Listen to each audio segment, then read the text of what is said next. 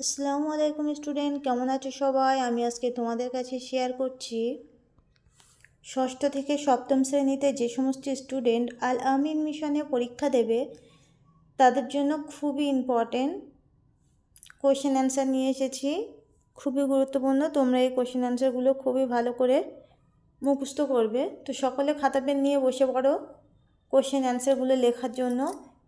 খুবই গুরুত্বপূর্ণ প্রশ্ন উত্তর। আর হ্যাঁ, যে সমস্ত স্টুডেন্ট আমার কাছে অনলাইনে ক্লাস করতে চাও, এই ভিডিও সবার লাস্টে কন্ট্যাক্ট নাম্বার দেওয়া আছে, অবশ্যই তোমরা কল করো, কারণ পরীক্ষার আর বেশি বাকি নেই। তো এখানে 1 নম্বর কোশ্চেন অ্যান্সার হচ্ছে, স্ক্রু এর গায়ে যে ধাতব প্যাচ থাকে তা আসলে ড্যাশ। উত্তর হবে নততল। 2 নম্বর কোশ্চেন হচ্ছে, কালো পিঁপড়েরা লাল পিঁপড়ের তুলনায় বেশি ড্যাশ। উত্তর হচ্ছে বুদ্ধিমান। 2 নম্বর কোশ্চেন হচ্ছে, কালো পিঁপড়েরা লাল পিঁপড়ের তুলনায় ড্যাশ। উত্তর হচ্ছে বুদ্ধিমান। চলে আসবো নেক্সট কোশ্চেন, শুষ্ক আঁশ থাকে ড্যাশ প্রাণীর দেহে। শুষ্ক আঁশ থাকে সরীসৃপ প্রাণীর দেহে। 4 নম্বর কোশ্চেন হচ্ছে, টিউবওয়েলের হাতল ড্যাশ শ্রেণীর লিভার। টিউবওয়েলের হাতল প্রথম শ্রেণীর লিভার। তো এবারে চলে আসবো নেক্সট কোশ্চেন। প্রথমে বলে রাখছি, যে সমস্ত স্টুডেন্ট আজকে আমার ভিডিও প্রথম দেখছো, তোমরা প্লিজ চ্যানেলটি সাবস্ক্রাইব করো আর বন্ধুদের কাছে শেয়ার করো, অন্যদেরও দেখার সুযোগ করে দিও। ভালো লাগলে অবশ্যই লাইক করো। আমার চ্যানেলে অনেক কোশ্চেন অ্যান্সার আছে, তোমরা অবশ্যই সেই ভিডিওগুলো দেখে নিও, তোমাদের পরীক্ষা অবশ্যই কাজে আসবে। 5 নম্বর কোশ্চেন হচ্ছে, তিমির সাঁতার কাটার অঙ্গ হলো ড্যাশ ফ্লিপার। উত্তর হচ্ছে ফ্লিপার। 6 নম্বর কোশ্চেন হচ্ছে, অনেকগুলি খাদ্য শৃঙ্খল নিয়ে ড্যাশ গড়ে ওঠে। তোমরা অবশ্যই ছটপট খাতায় লিখে নাও অথবা স্ক্রিনশট করে নাও, তাড়াতাড়ি পরে খাতায় লিখে নেবে। চলে আসছি পূর্ণ বাক্যে উত্তর দাও। 1 নম্বর কোশ্চেন হচ্ছে, বাদুড় কোন পর্বের প্রাণী? উত্তর হচ্ছে স্তন্যপায়ী প্রাণী।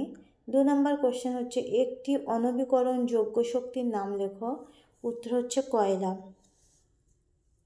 একটি অনবীকরণযোগ্য শক্তির নাম, উত্তর হচ্ছে কয়লা। এবারে চলে আসবো আমরা নেক্সট কোশ্চেন, তৃতীয় কোশ্চেন, আমাদের রাজ্যে আসা 2টি পরিযায়ী পাখির নাম কি? উত্তর হচ্ছে কাজল পাখি ও খঞ্জনা পাখি।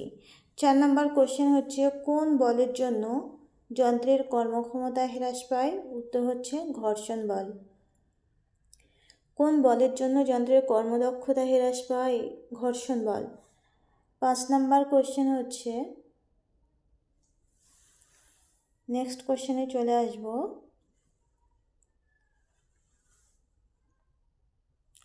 ঢাকের বাদ দিয়ে এখানে শক্তি রূপান্তর লেখো। উত্তর হচ্ছে যান্ত্রিক শক্তি শব্দ শক্তিতে রূপান্তর। 6 নম্বর কোশ্চেন হচ্ছে, একটি তরল অধাতুর নাম লেখো। উত্তর হচ্ছে ব্রোমিন। এই ধরনের কোশ্চেনগুলো কিন্তু বেশি আসবে। অবশ্যই তোমরা আমাকে কমেন্টের মাধ্যমে জানাবে তোমাদের কটা কোশ্চেন অ্যান্সার মুখস্থ এর থেকেই। তো এবারে চলে আসবো আমরা নেক্সট কোশ্চেন।